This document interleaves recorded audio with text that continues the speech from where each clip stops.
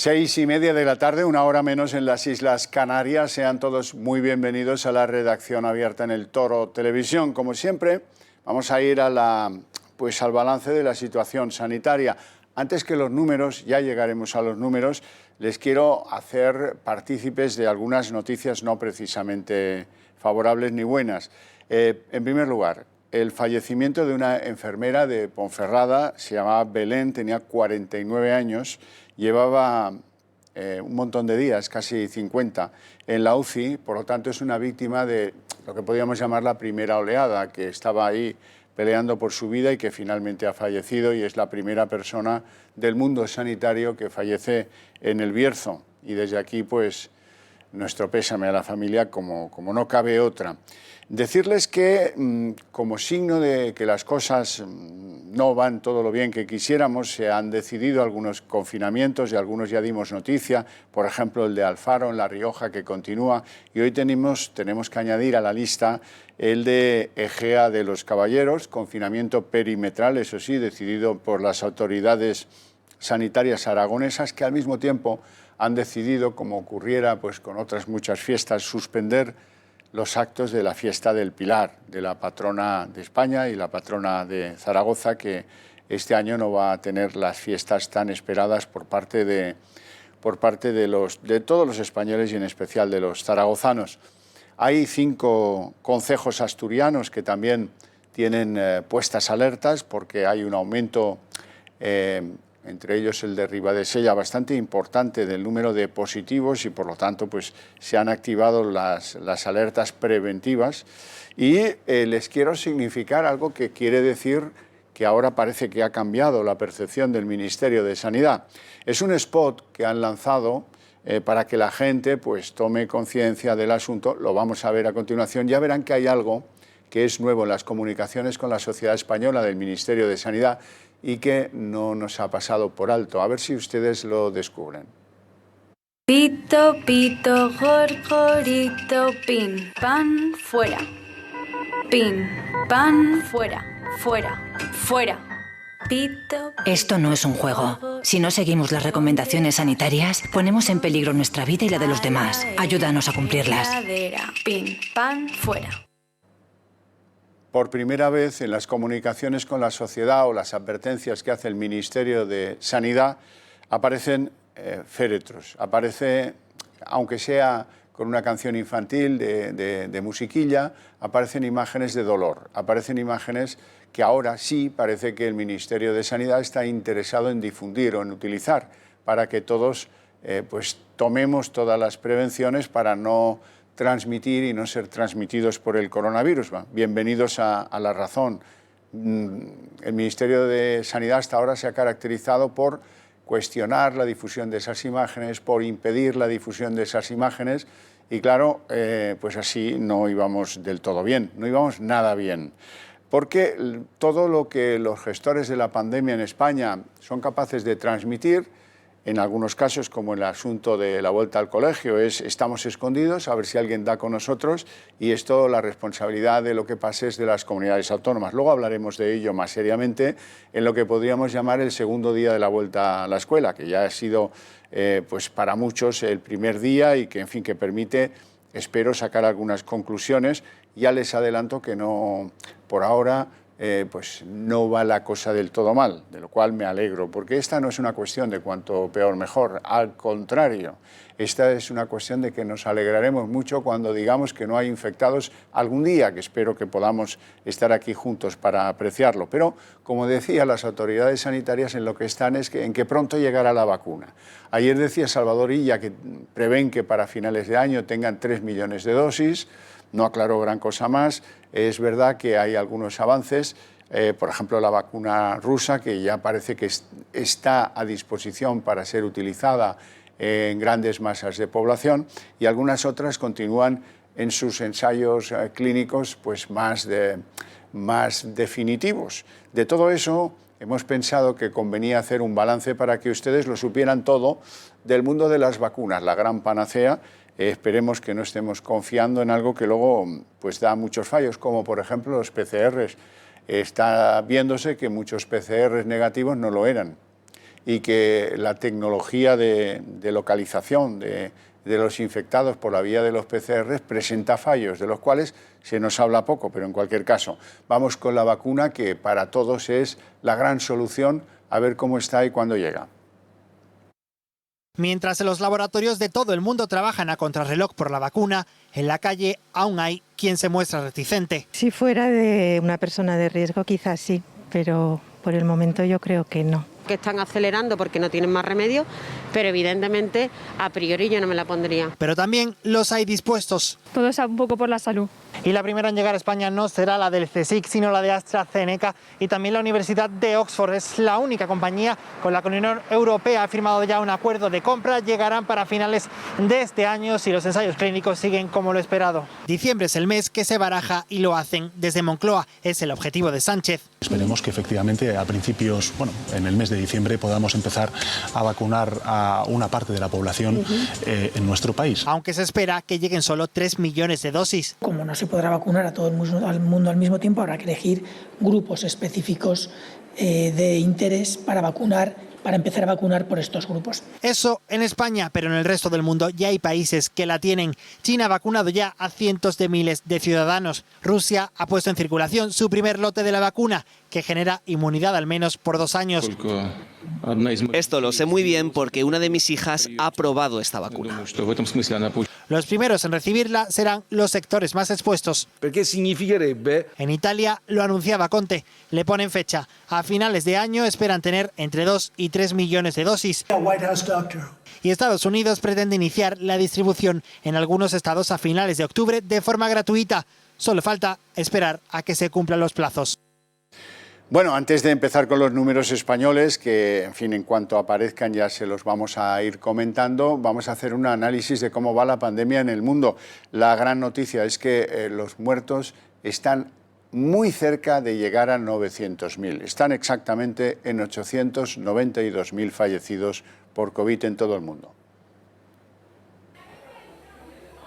La pandemia de coronavirus originado en la ciudad china de Wuhan ha registrado en las últimas 24 horas 228.588 nuevos casos, con lo que el total se eleva a más de 27,3 millones de personas contagiadas y más de 892.000 víctimas mortales, según el balance ofrecido este martes por la Universidad Johns Hopkins sobre los 188 países y territorios afectados.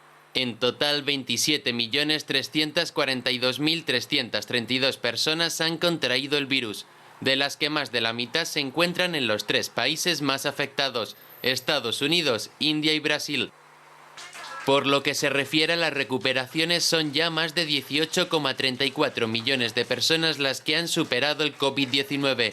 Brasil encabeza el listado con algo más de 3,54 millones de pacientes curados, seguido por India con más de 3,32 millones y Estados Unidos con 2,33 millones. Bien, y entramos ya en el gran asunto que nos tiene a maltraer, la vuelta a la escuela. 400.000 alumnos han puesto a prueba todo ese entramado de medidas, algunas cuestionadísimas, que han pueto en marcha para garantizar un comienzo de curso sin graves altercados. Bueno, veremos a ver cómo se someten a la prueba los centros educativos. En todos ellos hay dudas, en todos ellos hay bajas, en todos ellos hay falta de docentes, en todos ellos hay lo que ya vienen ustedes escuchando en los últimos días. Resulta que se han jubilado muchos docentes, para ellos el año pasado fue un año duro, otros están confinados y por lo tanto no pueden asistir a las clases como seguramente les gustaría, y hay no pocos conflictos quiero decir, la mala organización de los centros induce a muchos padres a tener dudas sobre esta vuelta al colegio, si no ha sido tan precipitada como parece, o con tan poca previsión como parece. Hoy saltaba la noticia en Madrid, y ya ven que es una noticia de un alcance relativamente escaso, de un alcance pequeño. Un colegio de los de élite, el Liceo Francés, aquí en la capital, ha tenido que confinar una de sus aulas en este comienzo de curso. Lo ha hecho con mucha precaución, después de encontrar un positivo en primaria, en uno de sus cursos de primaria. Pero aún así, pues era lo que el foco informativo estaba en eso y claro, pues a los pobres señores estos del Liceo Francés les ha tocado hoy recibir a innumerables periodistas que querían saber y tal, como es el caso de doña Patricia Tenorio, que se encuentra en ese centro, el Liceo Francés. Cuando quieras, Patricia. Un aula de primer curso de primaria del Liceo Francés de Madrid ha sido confinada tras confirmarse un alumno positivo en COVID-19 tan solo un día después de comenzar las clases. Se trata del primer centro educativo en Madrid en que se produce una situación de estas características. Sanidad ha informado de que tras el caso positivo se ha aplicado el protocolo y se rastrearán los contactos estrechos del menor. Por eso los compañeros de clase ahora tendrán que hacer 14 días de cuarentena. En cuanto a los padres, algunos de ellos tenían ya conocimiento de este hecho gracias a una circular del centro y se han mostrado tranquilos y optimistas ante la respuesta rápida del colegio y esperan que lo puedan controlar. El centro ahora está a la espera de instrucciones de las autoridades sanitarias para saber cómo y cuándo se van a reincorporar los alumnos. 14 días de cuarentena, decía Patricia Tenorio, una cuarentena que empieza a estar cuestionada. ¿Por qué tienen que ser 14 días?, se preguntan algunos. Al hilo de que en algunos otros países, Alemania y Francia, están empezando a rebajar el número de días, están más bien tendiendo a entre 7 y 10 días de cuarentena, cuando no hay síntomas, cuando la situación es simplemente pues, un asintomático o alguien que ha dado positivo o alguien que a lo mejor erraron a la hora del PCR y en cualquier caso pues, se ha podido luego acreditar pues, otro tipo de circunstancias. Ayer nos hablaba el doctor Simón de que aquí también empieza a estudiarse si 14 días no es un tiempo excesivo para la confirmación de un fin de contagio o de un contagio que no ha generado ningún tipo de síntomas. Bueno, estaremos muy pendientes de ese asunto que va de cola de lo que podríamos llamar el comienzo del curso escolar. Van a haber imágenes de cómo empezaban pues a abrirse las puertas esta mañana en los centros públicos concertados y privados y de cómo pues, algunos pues, con gran alegría se reencontraban con sus compañeros con los que perdieron contacto quizá en los primeros días del mes de marzo y hoy pues, llegó esa especie de alegría entre los más menudos. Hoy se reincorporaban los chavales y chavalas de entre 3 y 8 años. Y bueno, la semana que viene veremos la reincorporación de todo el grueso de los alumnos en el país. La alegría de los chavales que se encontraban con sus amigos, con sus mascarillas, con sus geles hidroalcohólicos, etcétera, y las medidas de las distancias de seguridad, pues estaba compensada con la preocupación de algunos padres a la puerta de esos colegios por las incertidumbres y por el que nadie sabe cómo va a ir evolucionando este curso escolar. Vamos a escuchar a algunos de esos padres. Bueno, pues un poco los dos lados, ¿no? Por una parte preocupación, digamos, pero por otra parte un poco confianza en que todo va a salir bien y se va a seguir los protocolos y más que nada esperanza en que vaya todo bien y se pueda iniciar el curso un poco con normalidad, ¿no? Yo lo veo normal que ya empiecen ya porque los padres estamos preocupados, no sabemos qué hacer con los niños, que yo lo veo bien las medidas que están tomando para entrar al colegio. Mi niño muy contento, pero yo un poco pues, con miedo, pero bueno, tenemos que continuar así. Pues mi caso es que soy autónoma y entonces bueno, la necesidad de tener el colegio para que pueda compaginar mi trabajo pues es fundamental. Entonces con cierta incertidumbre con todo, pero bueno, por un lado aliviada. Y la ministra de Educación, Isabel Celaá, que mucha gente se pregunta en qué está esta señora, que tanta imprevisión, que tanta falta de criterios sólidos para administrar esa vuelta al colegio, teniendo en cuenta que ha tenido 5 meses para hacer todos los estudios que hubiera querido y al final lo ha dejado en manos de las comunidades autónomas y ya volvemos a la España de taifas con un montón de decisores que cada uno toma sus medidas y que al final todo alcanza en una señal, faltan docentes. Pero bueno, ella está en otra cosa, la van a escuchar y si acaso luego comentamos. Desde el Ministerio de Educación y Formación Profesional estamos liderando el cambio, situando justamente la digitalización en el núcleo del sistema educativo. La educación digital es uno de los pilares del proyecto de ley que ahora mismo está en tramitación parlamentaria, una ley que impulsa precisamente la adquisición de conocimientos digitales. A mí me daría vergüenza porque si no es porque los centros han hecho un esfuerzo y si no es porque algunas comunidades autónomas han hecho un esfuerzo, eso de la digitalización en las aulas para el curso presente está exactamente igual de como lo dejamos cuando el confinamiento, se hizo lo que se pudo. Bueno, pues se hizo lo que se pudo o se hace lo que se puede. Resulta que ella estamos liderando la digitalización escolar. Aquí, bueno, en fin, la ley ya lo prevé. Sí, señora, pero mire usted, no estamos en el presente, en el diario y en lo que ahora mismo nos preocupa y mucho a la sociedad española.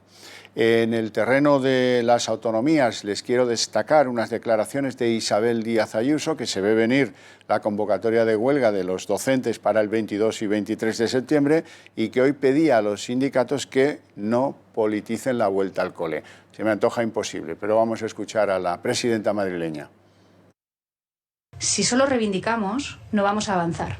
Los padres necesitan volver al trabajo y estar tranquilos. En esta circunstancia, además, los abuelos no pueden quedarse con los niños. Por tanto, cada vez más familias en Madrid no pueden conciliar. Pero lo más importante, el protagonista de hoy, que es el alumno, tiene que volver a su clase, tiene que volver con sus compañeros, tienen que volver a sus rutinas y no podemos permitir que el COVID destroce a una generación educativa. Y por eso, si solo pensamos en las dificultades, que las vamos a tener todos, esto no va a salir adelante. Por eso lo que le pido a los sindicatos, a aquellos colectivos que tienen la capacidad para llevar a huelgas a los servicios públicos, les pido comprensión, por supuesto que van a tener la mano tendida para el diálogo, pero sobre todo lo que les pido es que no politicen la vuelta al colegio, que no politicen la asistencia sanitaria. Bueno, momento para que hablen los protagonistas de esa vuelta a la escuela y los que mejor conocen las carencias que está presentando el sistema en los primeros compases del nuevo curso. Don Mario Gutiérrez es presidente del CESIF Educación, y uno de ellos, de los protagonistas que tiene más idea de cómo está funcionando estos 2 primeros días de la vuelta al curso. Don Mario, ¿qué impresión tiene a este momento, en la tarde del día 8? Pues nosotros la impresión es la que venimos manifestando desde el principio de la pandemia.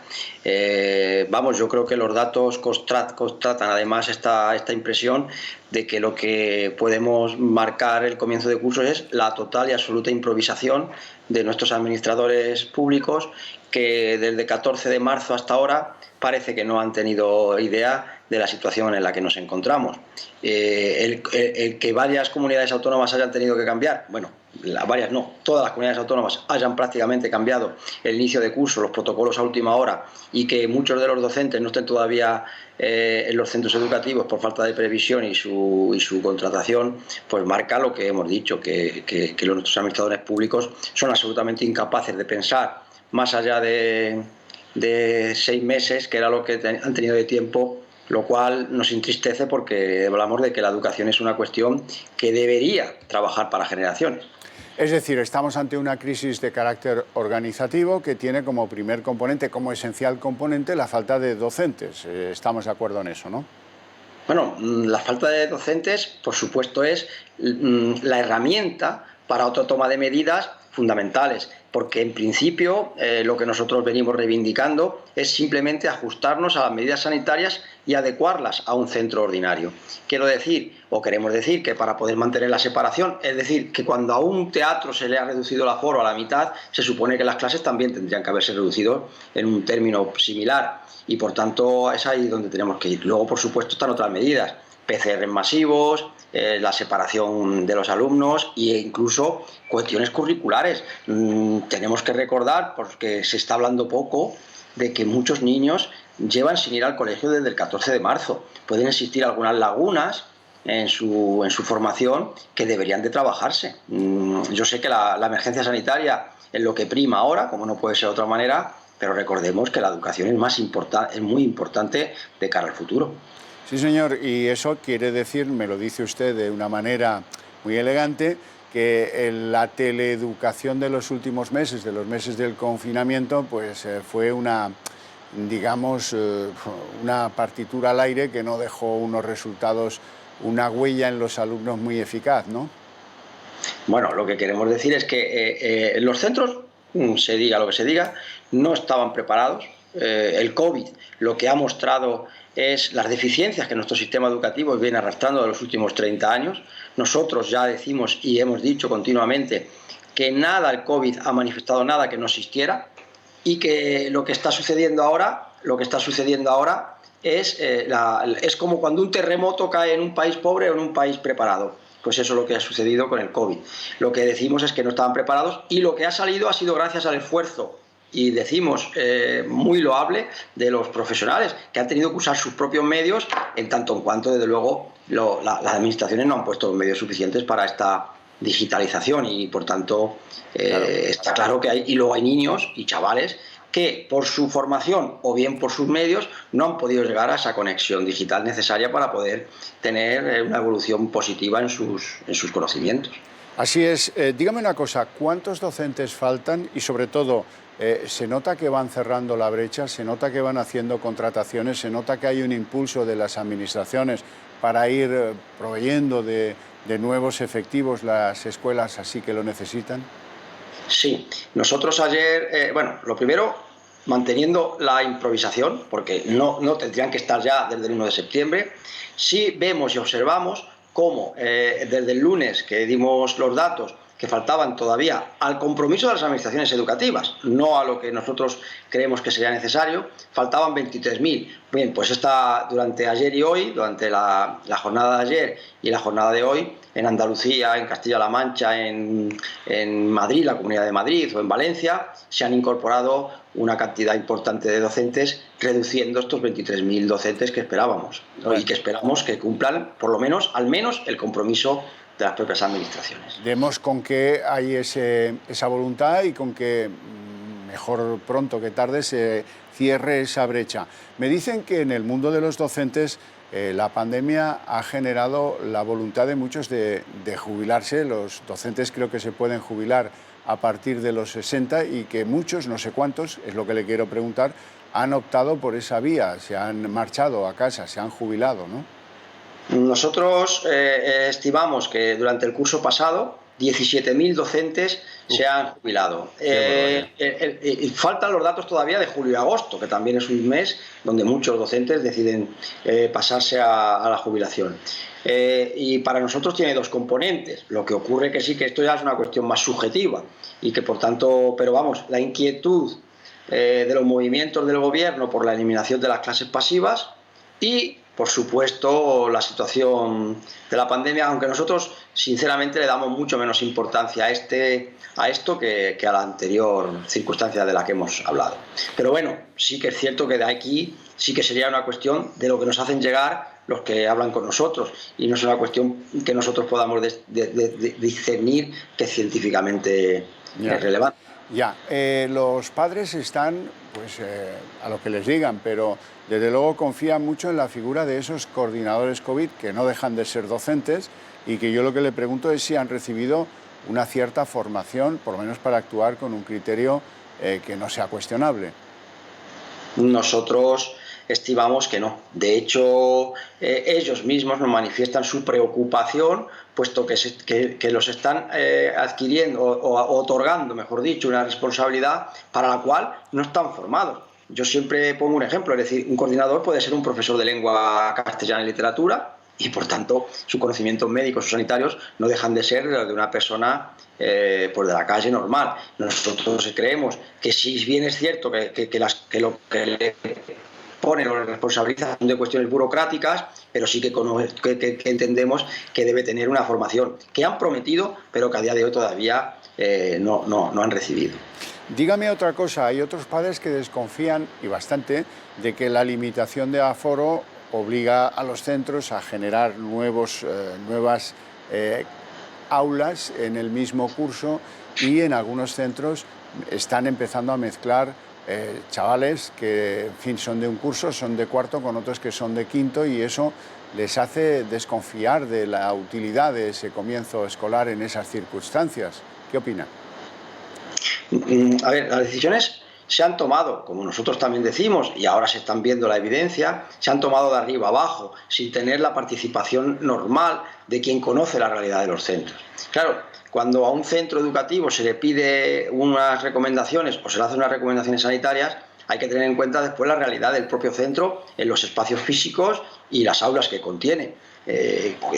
También tenemos que decir que muchos de los centros de España pues dejan bastante que desear en cuanto a instalaciones físicas y por tanto tienen dificultades o es prácticamente imposible y logísticamente hablando de hacer la propia recomendación que la propia administración dice, lo cual es un sinsentido. Es decir, te recomienda o te obliga o te protocolariza unas acciones que en tu centro son imposibles. Eso es lo que nosotros hemos denominado la falta de racionalidad a la hora de establecer las medidas en el ámbito educativo.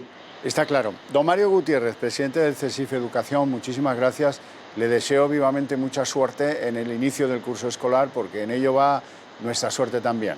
Gracias. Efectivamente, lo que queremos decir, que la suerte es de todos, porque yo creo que es muy importante que la educación progrese y vaya hacia adelante. Muchísimas gracias. Eso está muy en manos de los docentes en los que confiamos y mucho. Gracias.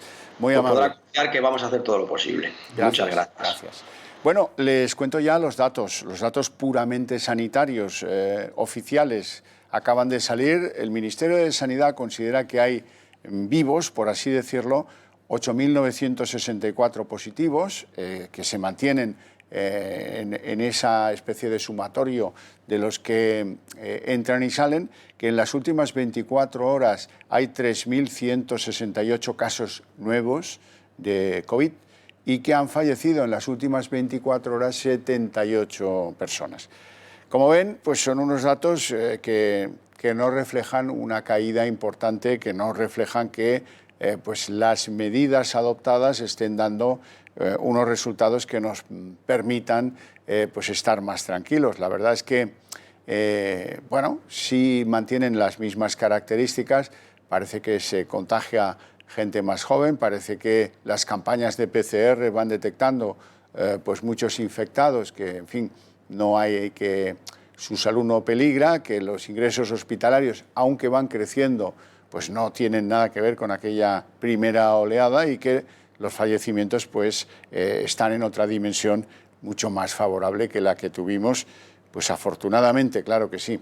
Bueno, y tenemos que entrar en las procelosas aguas de la política con algunos elementos muy interesantes que se han producido en el día y que, en fin, que vamos a ir detallando uno a uno porque tienen que ver fundamentalmente con dos ideas que les quiero transmitir a modo de aperitivo. En primer lugar, hay unas diferencias cada vez más obvias, cada vez más claras.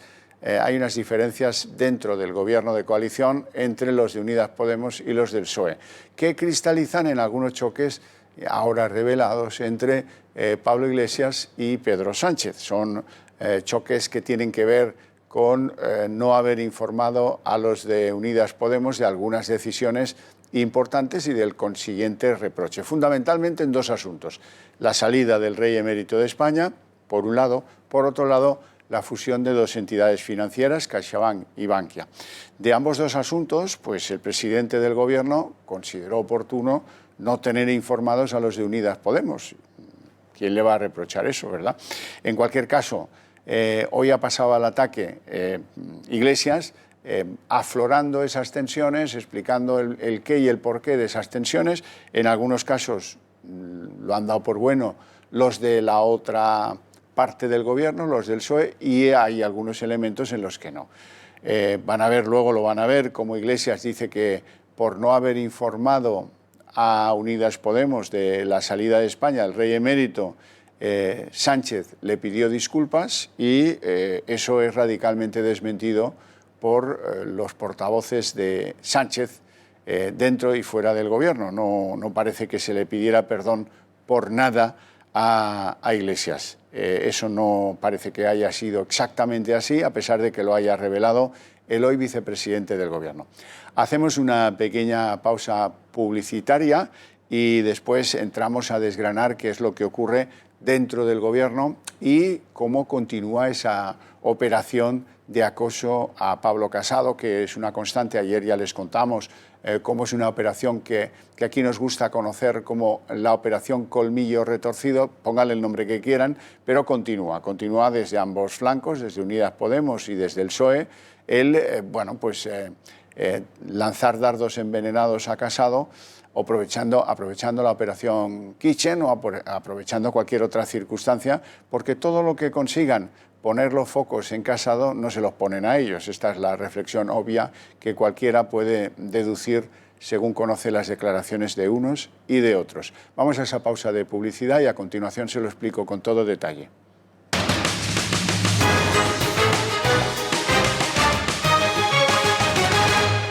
Enseguida entramos en las broncas de lo político, pero antes, seguro que durante la pandemia, seguro que durante el confinamiento explícitamente, ustedes han echado de menos, y yo el primero, la voz de los colegios de médicos, la voz de unos señores, todos ellos profesionales, como elemento de contraste o de control o como segunda opinión de algo que se nos vendía desde el Ministerio de Sanidad a través del doctor Simón o a través del ministro Illa, pero que, bueno, pues la verdad es que nos hacía falta ese elemento de contraste. El Colegio de Médicos de Madrid está a punto de celebrar elecciones y yo quiero que conozcan a uno de los candidatos a presidirlo, el doctor Manuel Martínez Sellés. Muy buenas tardes, doctor. Hola, buenas tardes. Lo primero que quiero que me cuente es qué le impulsa a usted a aspirar a presidir el Colegio de Madrid. Bueno, yo creo que, como bien estaba comentando, el Colegio de Madrid durante toda la pandemia ha brillado por su ausencia.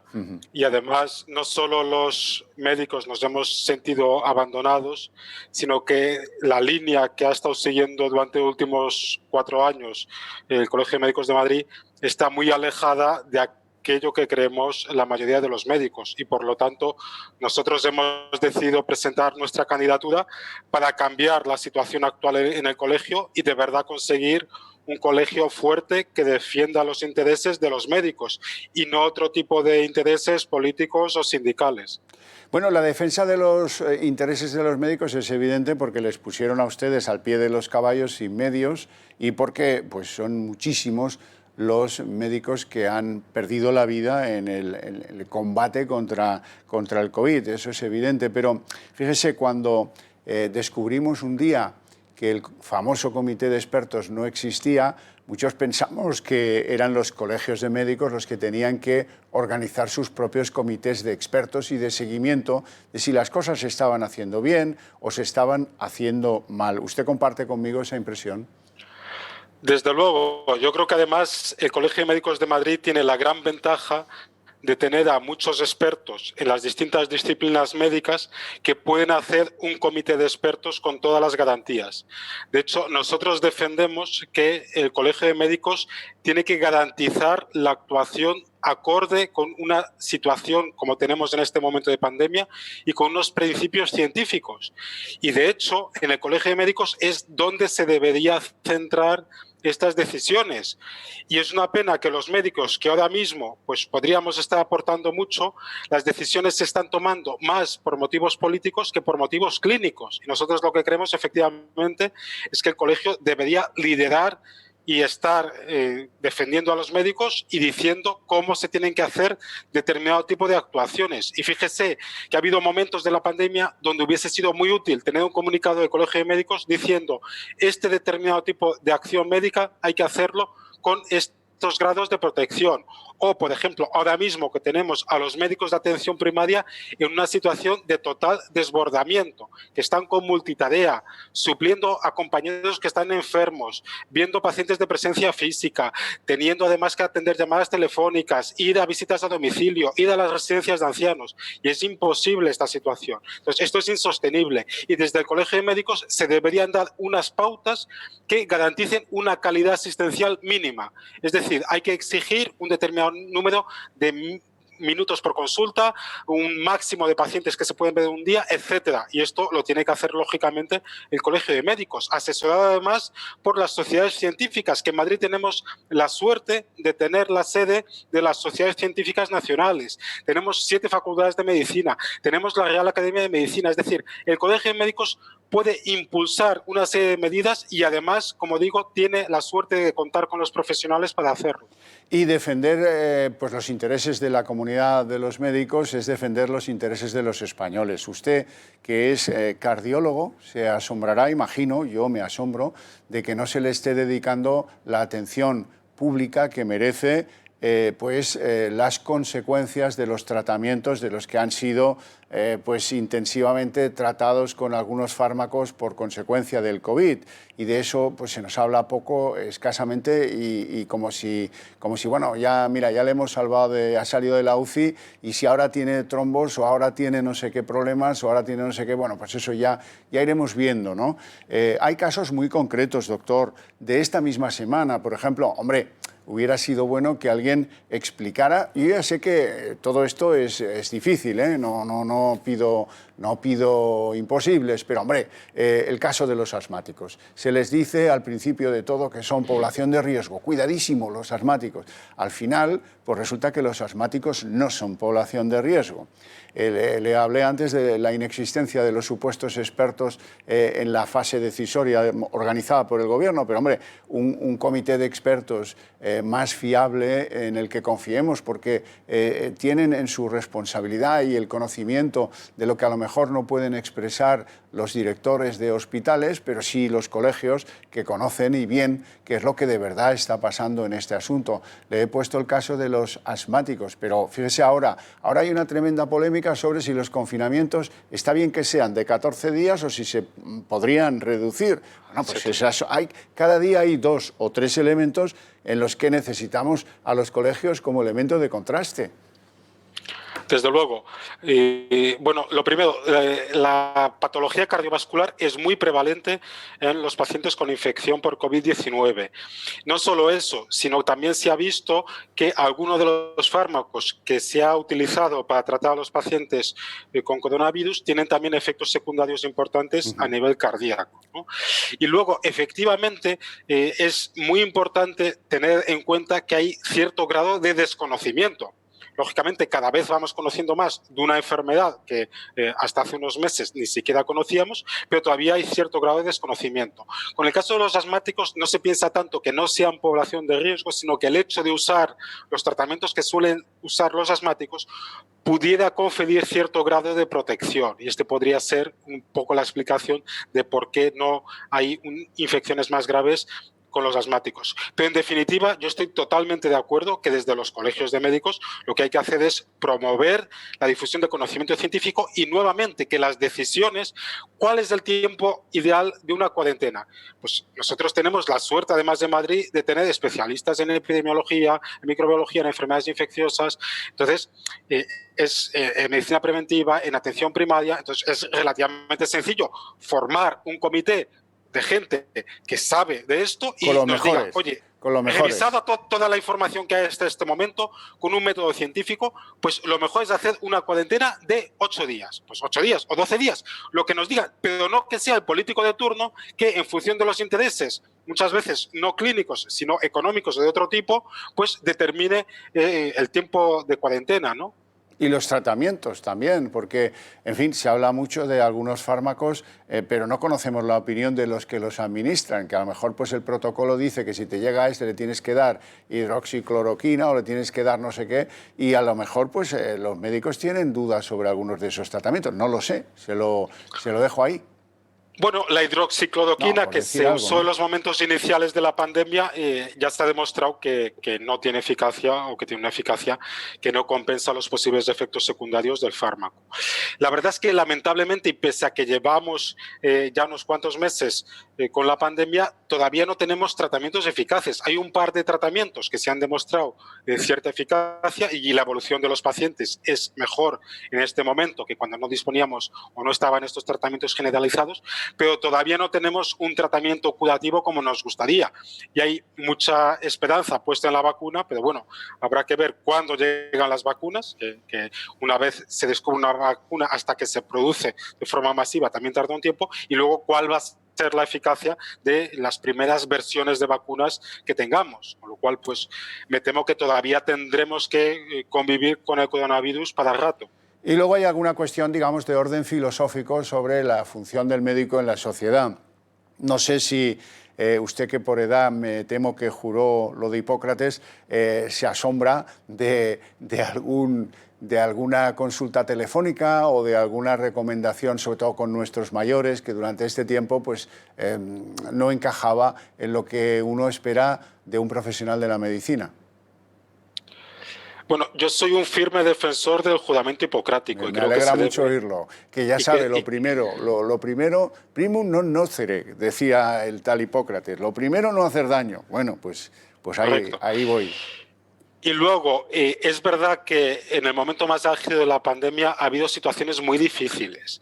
Sí. Tampoco creo que debamos generalizar y creo que en general el comportamiento de los profesionales durante la pandemia ha sido ejemplar. Sí. Que puede haber decisiones que hayan sido cuestionables, en algún caso puede ser, pero creo que tampoco es bueno generalizar y decir que se han tomado decisiones de forma arbitraria o que se ha hecho todo mal. Pero bueno, indudablemente que todos los médicos que vemos pacientes a diario, como es mi caso, pues nos equivocamos, eso seguro.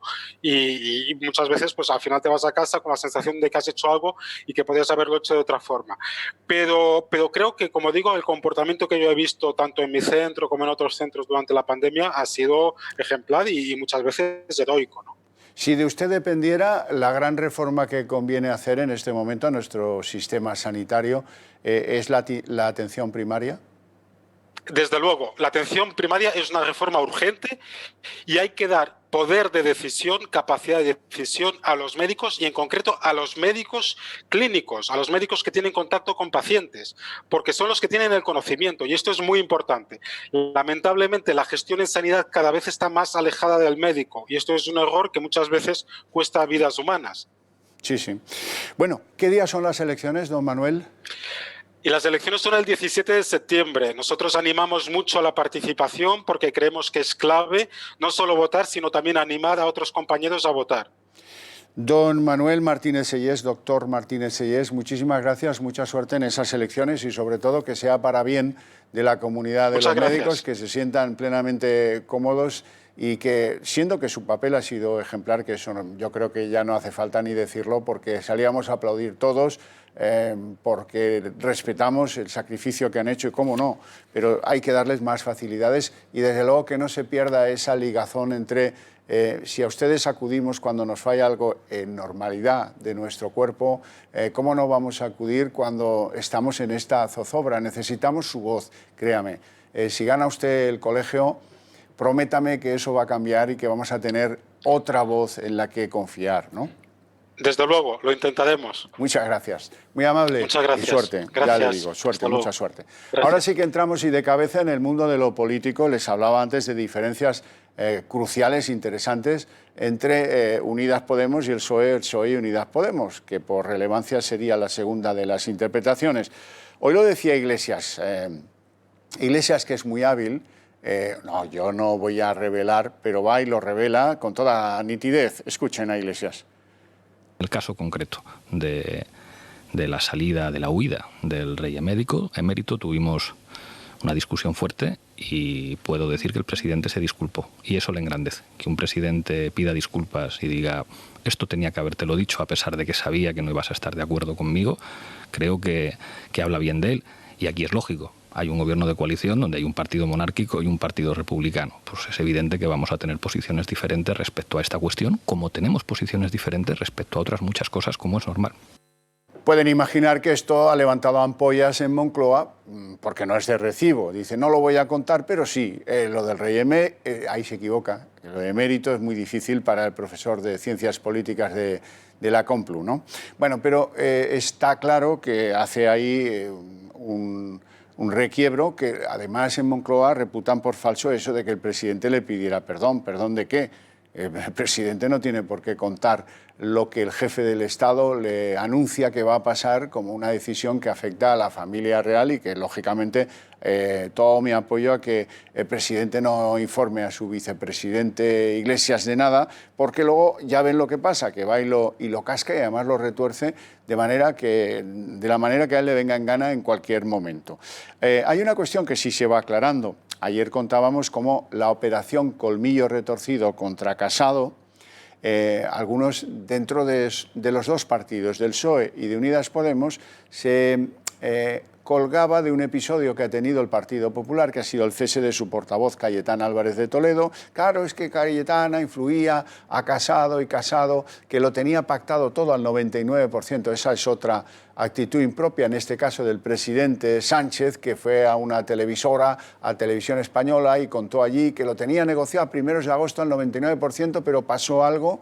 Y bueno, y Casado dijo que rompió el acuerdo casi pues al 99% cerrado. Bueno, vamos averiguando cosas que yo les pongo sobre la mesa para que ustedes las analicen. La verdadera cuestión que enfrentó o que rompió las negociaciones del Partido Popular con el presidente del Gobierno para renovar el Consejo General del Poder Judicial no tuvo nada que ver con Cayetana Álvarez de Toledo, con lo que tuvo que ver es con la ocurrencia de Sánchez, que quería regalar 2 sillones entre los vocales del Consejo General del Poder Judicial a Unidas Podemos. No se me ocurre esto provenía de Sánchez, pero no se me ocurre un daño mayor el que se le pueda infligir al Consejo General del Poder Judicial. En cualquier caso, hoy Casado se defendía en la televisión también porque está claro que es el eje de una operación pinza Unidas Podemos-PSOE, PSOE-Unidas Podemos, a la que a mí me gusta llamar Operación Colmillo Retorcido. Escuchamos a Casado. ¿Se imaginan ustedes que el Partido Popular estuviera gobernando con Vox en algún sitio? Que no lo hace en ninguna autonomía, ni en ninguna ciudad, ni en ninguna diputación provincial de España. Y que el vicepresidente de ese gobierno dijera algo que fuera absolutamente inaceptable para el Partido Socialista. Imagínense, en política territorial, europea, de violencia de género, ¿el Partido Socialista estaría obligado a pactar con ese gobierno del Partido Popular? Bueno, pues para nosotros esos 5 temas son inaceptables por parte del gobierno y por parte de Podemos. Entonces lo que estamos pidiendo no es como dice el gobierno, no, es que Casado pide que salga Podemos del gobierno. Ojalá. Pero eso es una facultad personalísima de Pedro Sánchez. Lo que sí que pedimos es que Podemos no tenga que ver en esta renovación institucional. Bueno, pues empieza a defenderse Casado, debe empezar a ver claramente que hay una operación de desgastarlo políticamente y de reprocharle otras cosas que iremos viendo a continuación. El segundo de los asuntos que enfrenta a Sánchez y a Iglesias es la fusión de CaixaBank con Bankia. Resulta que aquí tampoco, bueno, ya saben que ambos dos partidos han presumido en campaña electoral de impulsar la banca pública y que esto se va a quedar en que la banca pública, como dicen los socialistas, es el ICO. Es discutible la versión, pero en cualquier caso tampoco fueron informados. Quien fuera, informó al presidente del Gobierno, imagino que Nadia Calviño, la ministra de Economía. Eso no tiene por qué ser de conocimiento del Consejo de Ministros ni de conocimiento de todo el Ejecutivo.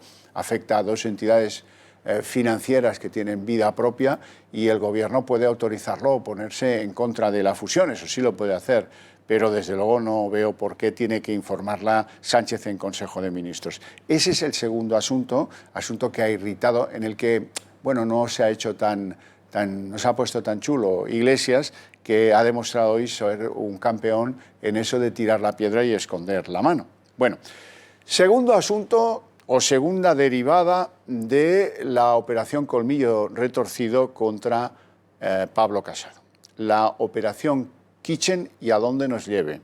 Bueno, resulta, la primera consideración que tengo que recordarles es que hubo un levantamiento del sumario de esa operación Kitchen. Muy bien. La cuestión es que la Fiscalía Anticorrupción, que directa e indirecta y circunstancialmente controla Lola Delgado, la ex ministra de Justicia con el PSOE, uno de los elementos centrales de las diferencias en lo judicial entre el PP y el PSOE es el nombramiento de Lola Delgado como fiscal general del Estado, y la cuestión es que la Fiscalía Anticorrupción propone al juzgado de la Audiencia Nacional la imputación de 2 exministros del Partido Popular en tiempos de Rajoy.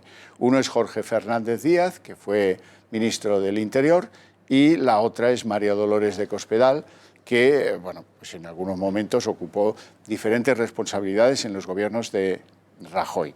Rajoy es el objetivo final de esta operación, digamos, más o menos arbitrada por la Fiscalía Anticorrupción, pues muy probablemente. hemos empezado a saber de qué va esta historia. Y esta historia es de que proviene de que el que fuera secretario de Estado de Seguridad con Jorge Fernández Díaz, Francisco Martínez, lo fue durante los 2 años que van, de 2016 a 2018, llegó a ser número 2 del Ministerio del Interior, pues en algún momento de lo que entonces fue la polémica en torno a las operaciones que hubo para conocer qué iba a hacer Luis Bárcenas, en algunos momentos coincidieron con aquella famosa comunicación que hizo Mariano Rajoy a Luis Bárcenas: Luis, sé fuerte, aguanta, resiste, tal. Bueno, pues en aquellos momentos Francisco Martínez, que ven en imagen, el secretario de Estado de Seguridad, del que sin su participación pues no habría imputación o petición de imputación contra Jorge Fernández Díaz y contra Dolores de Cospedal, dijo que él no estaba dispuesto a ser la cabeza de turco de nada, que a él le había tocado hacer determinadas cosas en esas operaciones. ¿Esas operaciones a qué se refieren? Bueno, pues en algún momento el Ministerio del Interior decidió comprar la voluntad del chofer de Bárcenas, que acabó siendo Policía Nacional, por decisión que me imagino que tiene que ver, desde luego, con el Ministerio del Interior, con el director general de la Policía Nacional y con el ministro Jorge Fernández Díaz. Y la segunda de las cuestiones aquí es el operativo de espionaje que, al parecer, pues Villarejo y algunos otros servidores de la policía a las órdenes de Jorge Fernández Díaz hicieron sobre el extesorero del PP, Luis Bárcenas. Bueno, hoy, ¿qué hemos conocido de novedoso en todo eso? Pues que ese hombre, Francisco Martínez, lleva bastante tiempo, años, colaborando con la Fiscalía Anticorrupción, que aquello de no seré cabeza de turco lo ha llevado a rajatabla.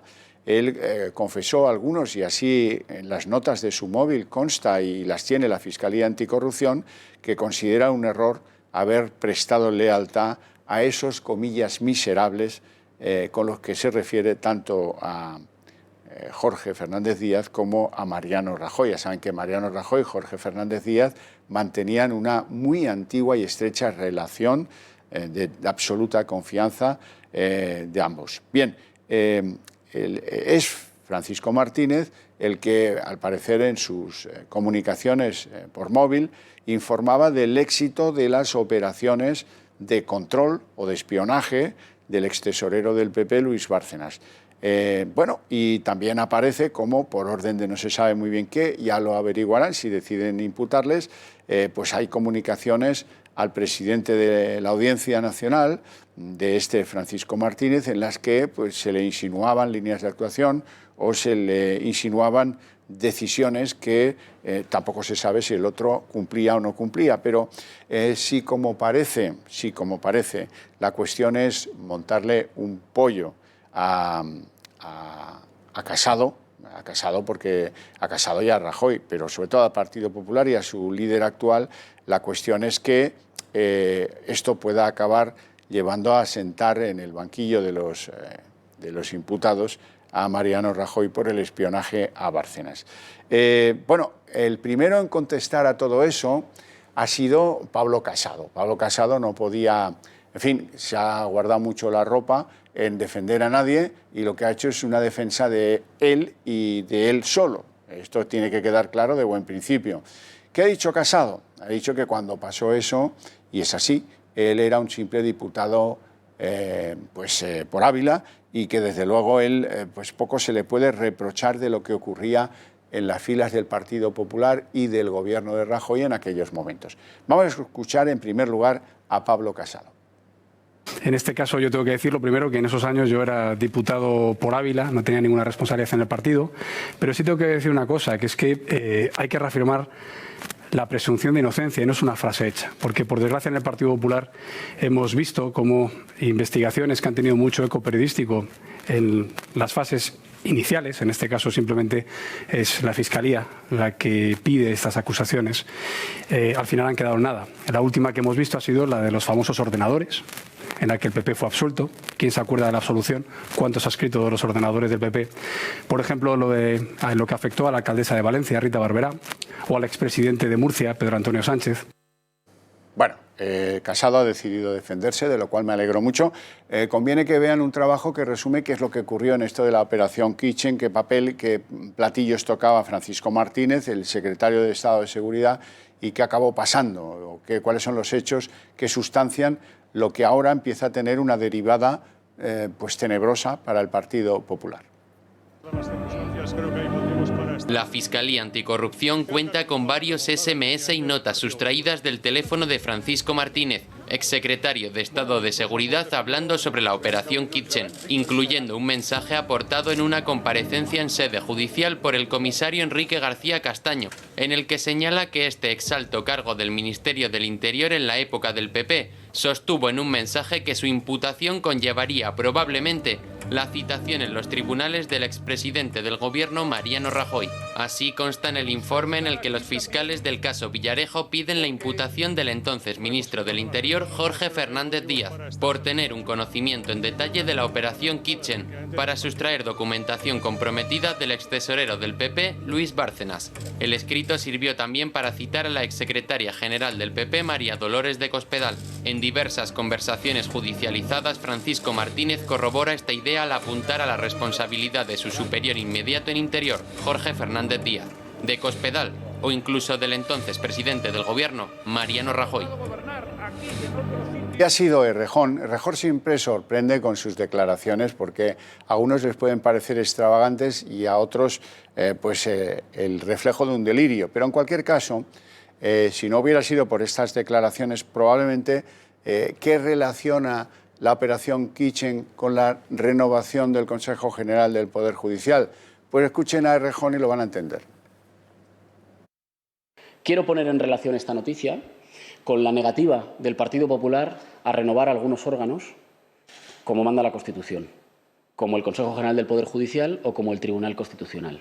He escuchado a dirigentes del Partido Popular decir que no lo renueva para proteger a la justicia. Es el mismo Partido Popular que está siendo investigado por una estructura mafiosa contra el Estado, para utilizar algunas instituciones del Estado contra la separación de poderes. Hombre, como argumento de una novela está bien, es interesante, está bien tirado, pero hay un problema de calendario, porque la ruptura de las conversaciones entre el Partido Popular y el PSOE a propósito de la renovación del Consejo General del Poder Judicial se produce a mitad de agosto. Y dudo yo que el Partido Popular conociera que la Fiscalía, menudo son, que la Fiscalía Anticorrupción le iba a pedir al juez de la Audiencia Nacional la imputación de Jorge Fernández Díaz y de Dolores de Cospedal. Pero en cualquier caso, bueno, pues está bien porque esto lo ata todo y de ahí sale el hilo que señala a Pablo Casado, que si no, pues hubiera sido una cuestión que hubiera afectado a dos ex miembros de gobiernos del Partido Popular, de Mariano Rajoy, y tal vez algún día a Mariano Rajoy, pero en nada al actual presidente del Partido Popular, Pablo Casado. Gabriel Rufián, que toca la misma melodía, ha sido el impulsor. Vamos a ver, el conejillo de Indias utilizado para armar una tremenda algarabía, como le gustaba decir a Rajoy, líos y algarabías, decía, respecto al referéndum por la independencia de Cataluña, porque no llegó nunca a creerse que aquello se llevara a cabo, como se llevó a cabo, a pesar de que la justicia lo ventilara diciendo que bueno, que sí, pero fue una ensoñación y tal. No, aquello no fue una ensoñación y ahora Rajoy lo sabe bien, todos lo sabemos bien. Bueno, la cuestión es que Rufián ha sido utilizado, se ha prestado a que se constituya de modo urgente una comisión de investigación sobre la Operación Kitchen y esos dos miembros del gobierno de Rajoy cuya imputación pide la Fiscalía Anticorrupción. Escuchamos al portavoz de Esquerra Republicana. Creo que a tenor de la información, de las informaciones, pues se explica sola esta comisión de investigación. Creo que costará mucho de explicar a aquellos partidos que la veten. También hablaremos, evidentemente, con el Gobierno, conformado por PSOE y Unidas Podemos, y una reflexión final en torno a esto, en torno al caso Kitchen.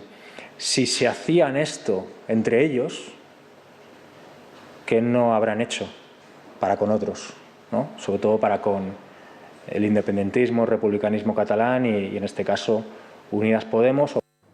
Maravilloso, porque ya estamos en las cloacas del Estado y todo ese mundo que, en fin, que no puede presumir nadie de haberlo tenido, pero que en cualquier caso yo creo que se exagera y mucho su influencia. En cualquier caso, sepan que esa comisión de investigación va a prosperar, sepan que no va a prosperar la comisión de investigación sobre la financiación irregular de Podemos, porque como ya nos anunció, el Partido Socialista se opone a que se cree esa comisión. Qué curioso.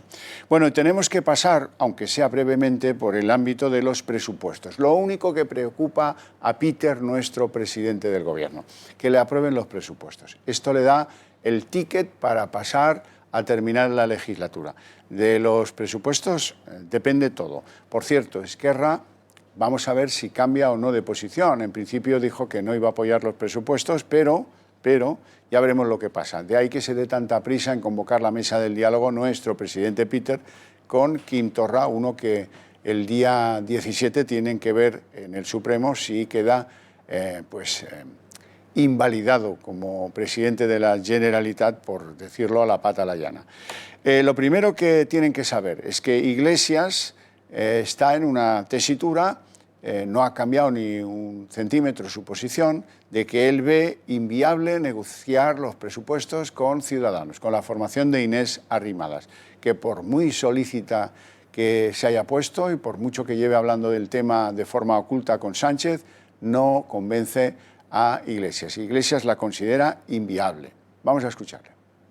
Pensar que se pueden sacar adelante los presupuestos generales con una mayoría diferente a la mayoría de la investidura, creo, sobre todo por no engañar a nadie y no crear falsas expectativas, que no es real. Es decir, me estás diciendo que es inviable llegar a un acuerdo con Ciudadanos. Y creo que Ciudadanos en este sentido está siendo muy coherente. O sea, yo agradezco enormemente la claridad a Inés Arrimadas cada vez que interviene y que dice, no, pues es que nuestro objetivo es hacer que Unidas Podemos no gobierne en este país. Y yo se lo agradezco, porque si dijera otra cosa me sorprendería. Claro, a partir de lo que dicen y las políticas que practican, gobernando con el Partido Popular y con la ultraderecha, con lo que representa eso para la tradición liberal europea, pues creo que cualquier ciudadano entiende con quién se van a poder construir las mayorías. Bueno, nada nuevo. En cambio, sí es bastante sorprendente la declaración de Íñigo Errejón. Siempre sorprende este hombre que defiende unos presupuestos sin ideología. Sin ideología quiere decir que defiende que se hable con Ciudadanos y hace pues un 7 a la posición de Pablo Iglesias. Estamos dispuestos a negociarlos con todo el mundo, pero que nadie se lleve a engaño. La responsabilidad fundamental al respecto es del Gobierno, que tiene que presentar unas cuentas para discutir con el resto de grupos. Si no hace eso, el resto es hablar sobre humo, es estar especulando sobre con quién se sentaría uno. Pues miren ustedes, lo resuelvo rapidísimo. Nosotros estamos dispuestos a sentarnos con todos los grupos y todos los diputados que haga falta para sacar adelante unos presupuestos. Es posible que los votos de Más País Equo sean absolutamente decisivos para sacar las cuentas adelante. Y tenemos toda la voluntad de contribuir, pero no van a ser gratis. Y nosotros no ponemos vetos que tengan que ver con quiénes son los otros o con quiénes nos sentamos. Decimos claramente cuáles son nuestras prioridades. Y hoy Pablo Casado pues, ha dado una vuelta al argumento de por qué no negociar los presupuestos con el Gobierno de Sánchez. Dice que hay una línea roja fundamental, que es la subida de impuestos. Claro que yo lo he intentado. ¿Qué problema hay ahora? Lo primero, bueno, que no ha hecho nada de lo que le venía pidiendo y que además en este caso ya tiene los votos. Sánchez ahora mismo, y no me lo negó en la reunión que tuvimos de 2 horas, él ya tiene los votos. Lo que está pidiendo al Partido Popular es, no, aunque lo saque con mis socios y ahora con Ciudadanos, usted también los apoya. ¿Sabe lo que quiere? Que sin saber qué dicen los presupuestos, con quién va a pactarlos y cuándo va a pactarlos, porque ya van tarde y no van a llegar, que el PP se rinda y diga no, sí, aunque suban impuestos, aunque no sean necesarios y aunque los pacte con Esquerra y con Junts pel Cat, como hoy parece que dice el mundo que pretenden hacer. Hombre, eso no es bajar al barro, eso es directamente bajar a algo que no conduce a nada, que es eliminar la oposición y, sin embargo, no tener ningún tipo de control sobre lo que Sánchez quiere hacer con las cuentas públicas. Como les he dicho, hoy el Partido Socialista y Unidas Podemos han evitado que exista una comisión que investigue la financiación ilegal presunta del partido de Iglesias. Dicho esto, la Fiscalía acota, reduce cuál es el escenario de investigación de las cuentas de Podemos. Lo reduce a la operación Neurona. Todo lo demás, dicho, por el jefe de su asesoría jurídica le parece poco concluyente y reduce, lo estrecha todo al caso Neurona. Vamos a ver un trabajo para recordarles qué es lo que pasó con el caso Neurona.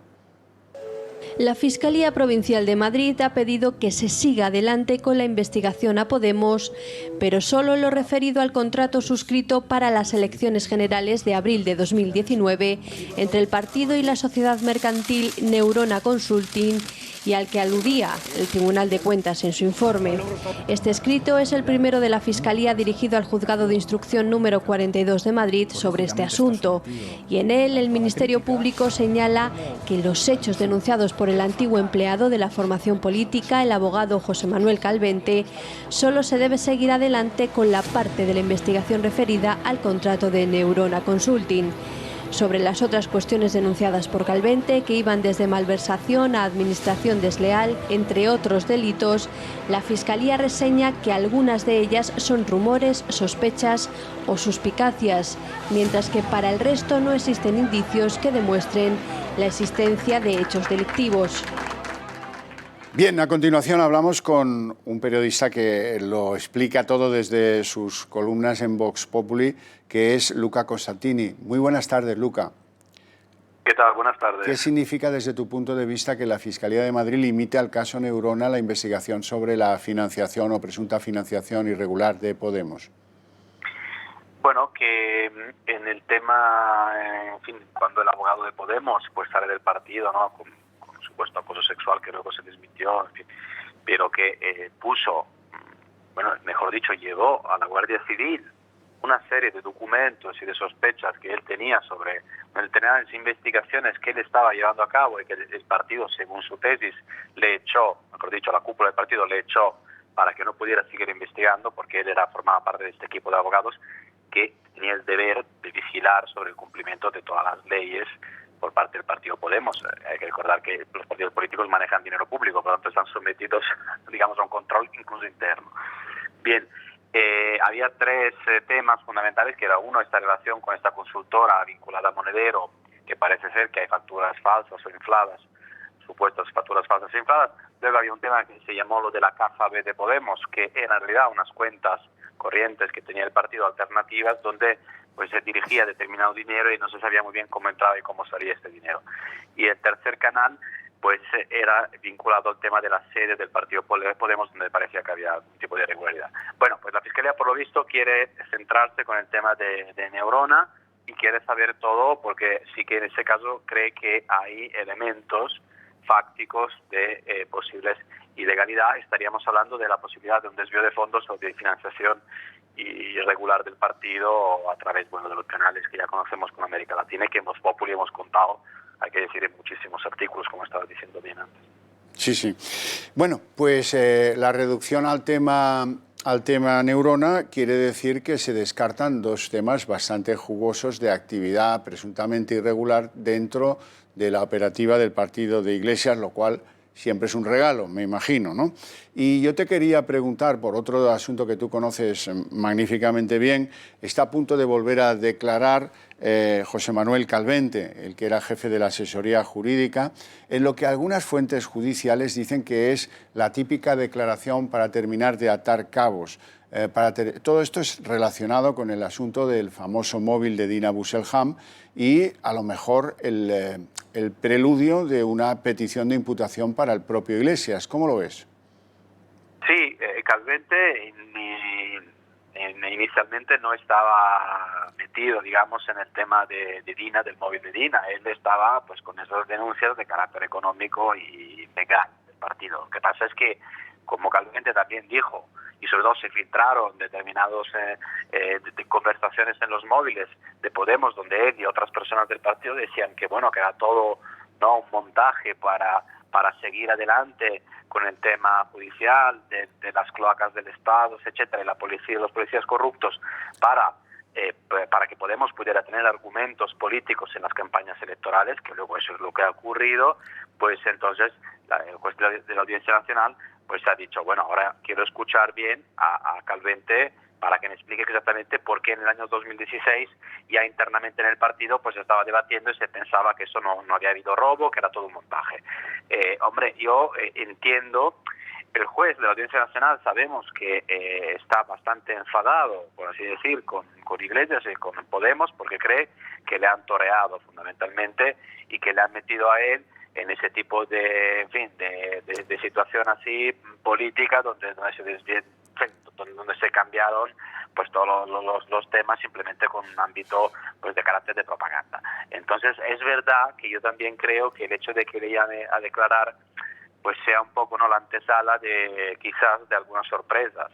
Hay que recordar que el juez de la Audiencia Nacional lo que puede hacer es pedirle a Iglesias, que es vicepresidente del gobierno, que vuelva a hablar o declarar en la Audiencia Nacional, y si él se niega, pues entonces sí que tiene que enviar todo el tema al Supremo, y ahí sí que va a como dar aforado bastante y tal. Sí, claro. Claro, evidentemente. Bueno, pues en el fondo no es un mal día para Iglesias, que consigue encender el fuego de la operación Kitchen, con lo cual la luz de los focos va a ir al Partido Popular una vez más, y por otro lado que queden fuera de la mesa de estudio judicial dos asuntos: las obras en la sede de Podemos y también el manejo de la Caja B. No es mal balance, ¿no? No, es verdad que quizás la situación actual no sea un mal día para Iglesias. El tema Kitchen, yo entiendo que al Partido Popular pues le ha salido verdaderamente como, en fin, una bomba quizás que no se esperaban a este nivel. Dicho eso, en el equipo legal de Podemos, en la parte del partido, te puedo asegurar que hay preocupación con el tema legal. De hecho, en las últimas entrevistas Iglesias está diciendo que los jueces y los fiscales que investiguen lo que tienen que investigar, que solo faltaría, que están dispuestos a dar todos los papeles. Bueno, hay que recordar, desgraciadamente nadie se lo recuerda cuando lo entrevistan, pero hay que recordar que en realidad hace pocas semanas Podemos pidió que se archivase todo el asunto. Entonces, si primero pides que se archive y luego dices no, estoy dispuesto a dar todos los papeles, yo lo que entiendo es que en realidad saben, y de hecho Iglesias lo dice en estas entrevistas, dice estamos dispuestos incluso a ir a declarar, casi como si se esperaran de alguna manera que con el tema de Neurona, que yo creo que más que el tema de Dina, que realmente tiene una fuerza propia muy importante, yo creo que se esperan que realmente pues el juez que investiga todo el asunto pues llame a declarar, si no a Iglesias, a Juanma del Olmo, que es un poco, bueno, no digo el Bárcenas de la situación, pero es la mano derecha de Iglesias. Luca, pues te agradezco mucho tu participación en el programa, te felicito por tus informaciones esenciales en el seguimiento de lo que ha habido en la gestión del día a día dentro, puertas adentro de Unidas Podemos, y esperaremos a ver qué dice Calvente en el juzgado y qué acaba decidiendo su señoría. Muchas gracias. Gracias. Te mando un abrazo. Bueno, nos vamos a publicidad y luego les cuento que a Podemos le ha salido un abogado gratis espectacular. Lástima que, en fin, no sea Demóstenes. Me refiero a Adriana Lastra, pero eso se lo cuento después de la publicidad.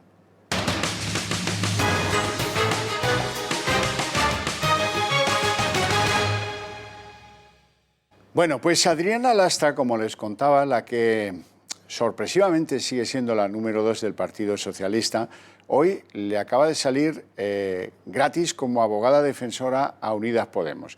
Miren lo que dice sobre lo de Neurona. Esta es una cortina de humo del Partido Popular que me imagino que sabría que en pocos días se levantaría el sumario sobre la Kitchen. Y entonces intenta echarle basura otra vez encima a nuestro socio de gobierno, a Unidas Podemos, acusándolo, en este caso falsamente, de financiación irregular. Los miembros de Unidas Podemos ya han dicho en multitud de ocasiones que están a disposición de la justicia, que no tienen nada que ocultar, es decir, que con este caso pasará como con los otros 16 o 17, ya he perdido la cuenta, casos en los que han intentado, en este caso, acusar a Unidas Podemos de financiación ilegal, financiación irregular, como ustedes lo quieran llamar, y que al final, como se sabe, ha quedado en nada. Y lo que, pues sospechamos que con este caso pasará lo mismo. Bueno, la hija de la peluquera de Ribadesella hoy está espectacular, ¿eh? Dice que lo de Neurona, oiga, no pasa nada, eso quedará en nada, se lo digo yo, porque como ya les han investigado 17 o no sabe cuántas las veces, desde luego no han sido tantas, esto va a quedar en nada porque esto es un instrumento del Partido Popular, claro, como es la Fiscalía la que ha decidido que eso, pues la Fiscalía de Madrid, la que cree que ahí sí puede haber indicios delictivos, eso lo dirige personalmente Pablo Casado. Bueno, es que de verdad lo de Adriana Lastra es, bueno, el signo de los tiempos. Sí, anda que si los viejos socialistas vieran a esta señora hacer de número 2 del PSOE, no me lo quiero ni imaginar. Bien, y hay algo relevante, ha habido una sesión hoy en el Congreso de la cual lo único que a mi juicio ha sido relevante es una intervención de Maroto, el diputado del Partido Popular, que ha hecho un reproche que hasta ahora no se había hecho más que en los medios de comunicación. Ya va siendo hora de que los relojes entre el Congreso de los Diputados y la sociedad civil empiecen a ponerse en hora, ¿no? La cuestión es que ha habido mucho reproche a la actitud de Sánchez haciéndose fotos consentidas en la playa, leyendo un libro, tomando el sol, mirando la profundidad del mar en la Mareta y todas esas cosas. Y hoy por fin ha habido en sede parlamentaria un reproche a la actitud indolente del presidente del gobierno de un país que entraba en la segunda oleada, una segunda oleada que ya lleva cerca de 2.700 muertos, que dice haber interrumpido, nadie sabe para qué, sus vacaciones el 22 de agosto, que se presenta en Madrid, que no toma ningún tipo de decisión, ni que se conozca por lo menos, que no tiene ningún tipo de contacto, que no se pone al frente de nada, y hoy le ha llegado el reproche. Lo vamos a escuchar de boca de Maroto. Nos alegramos mucho de verle por aquí, especialmente con ese aspecto tan bueno, con ese bronceado tan saludable. Apenas se nota que tuvo que interrumpir forzadamente sus vacaciones nada menos que el 22 de agosto, supongo que porque alguien le advertiría de que ya era insostenible tenerle más días tumbado al sol de vacaciones mientras el país afrontaba una situación de extrema gravedad.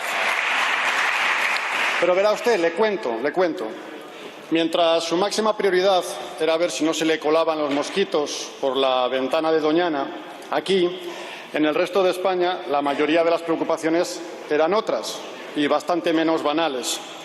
Mientras usted descansaba, a los españoles les quitaba el sueño ver que nuestro país era otra vez el que afrontaba las peores cifras de esta segunda ola de la pandemia, que en su conjunto se ha llevado a más de, escuche bien, 50.000 personas a las que usted ni siquiera reconoce como víctimas.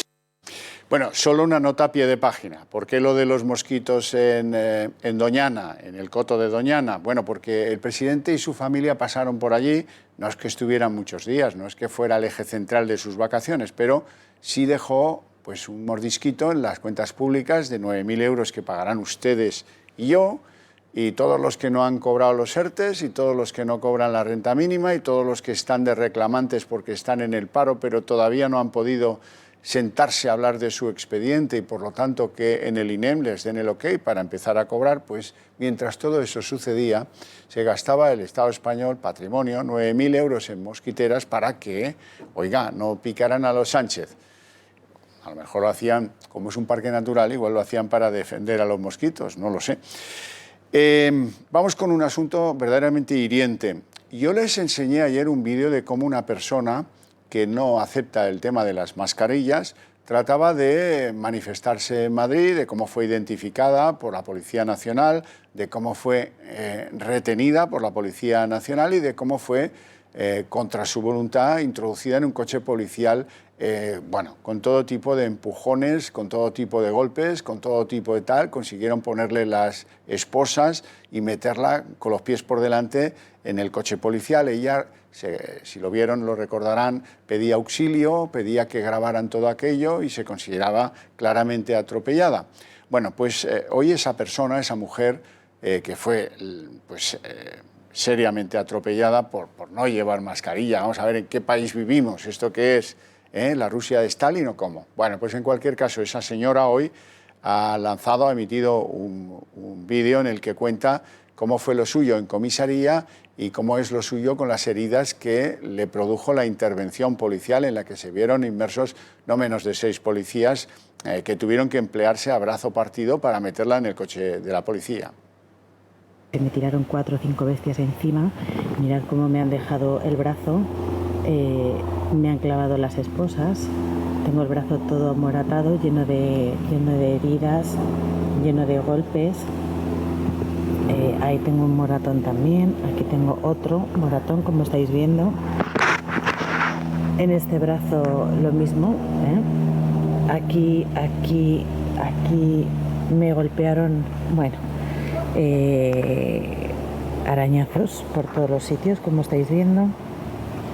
Bueno, la muñeca, ya ni os cuento la muñeca, ¿eh? La muñeca parece una bota, totalmente amoratada,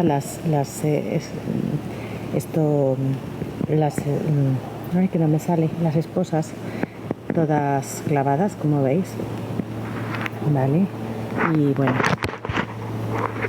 aquí, como veis también, bueno, el cuello no se aprecia mucho en la imagen, pero me golpearon la cabeza contra el techo del coche de policía, me dieron patadas, me clavaron las uñas, me dieron, bueno, me hicieron de todo.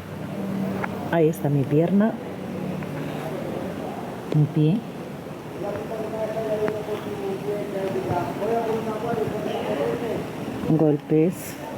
Golpes, moratones. Lo peor es que esta señora denuncia que en comisaría, que la llevaron a 2 comisarías, que entró pues a eso de las 7 de la tarde y salió al día siguiente a las 8:30 de la mañana, y que en todo ese tiempo pues los funcionarios policiales se burlaban de ella, la amenazaban y le decían que si no se ponía la mascarilla iba a volver allí, la iban a tratar igual, y en fin, tampoco la actitud del médico que ella pidió para que revisara los daños que ha tenido, pues fue todo lo diligente y neutra que en estos casos requerimos de la policía. Este es el único asunto, o uno de los asuntos, cada vez son más, no únicos, sino que cada vez son más, de los que no van a recibir información en otras televisiones. Razón por la cual yo les quiero hacer patente que por proteger sus libertades y sus derechos es bueno que ustedes llamen al Club de Amigos de Intereconomía y se asocien con él por una pequeña cantidad, que tengan un medio que cuente estas cosas sin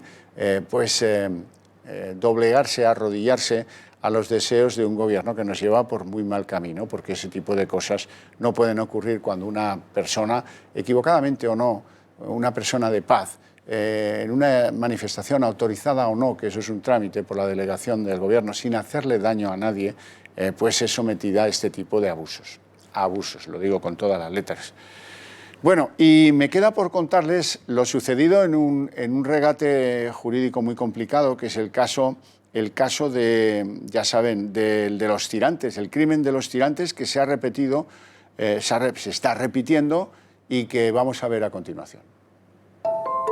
El ultraizquierdista Rodrigo Lanza vuelve a sentarse desde ayer lunes en el banquillo de la Audiencia Provincial de Zaragoza por el crimen de los tirantes, casi 3 años después de la mortal paliza que acabó con la vida de Víctor Laínez, de 55 años de edad.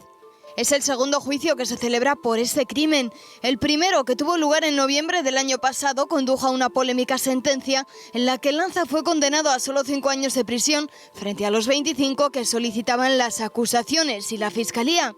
Pero el pasado mes de abril, los magistrados de la Sala Civil y Penal del Tribunal Superior de Justicia de Aragón declararon nulo el juicio basándose en la falta de motivación del veredicto del jurado. En marzo, el fiscal y las acusaciones particular y popular del caso, esta última representada por Vox, solicitaron en una vista la repetición del juicio en el que se impuso al radical de extrema izquierda Rodrigo Lanza 5 años de prisión por el asesinato de Víctor Laínez. La autopsia indicó que Laínez fue atacado por la espalda, que no pudo defenderse y que presentaba una retahíla de brutales golpes que le provocaron, entre otras lesiones, un mortal traumatismo cráneoencefálico. La brutalidad descrita por el análisis forense encajó con la relatada por varios testigos. Sin embargo, la primera sentencia sostenía que la víctima murió al caer al suelo, sin intervención del acusado. El delito que se le atribuyó fue simplemente un delito de imprudencia. Es precisamente la incongruencia de esa primera sentencia lo que ha motivado la reapertura del caso. Y en contra de las intenciones de Podemos, por cierto, porque recordarán ustedes cómo la formación morada hablaba del homicida como un activista político. Vaya clase de activista el prenda este Rodrigo Lanza, que tiene un largo pedigrí. Por ejemplo, dejó tetrapléjico a un policía local de Barcelona años antes del incidente que acabó con la vida de Víctor Laínez. Bueno, hemos hecho un repaso de la actualidad político-sanitaria y ahora nos queda hacer un repaso a la actualidad económica en Pulso Económico, que viene a continuación.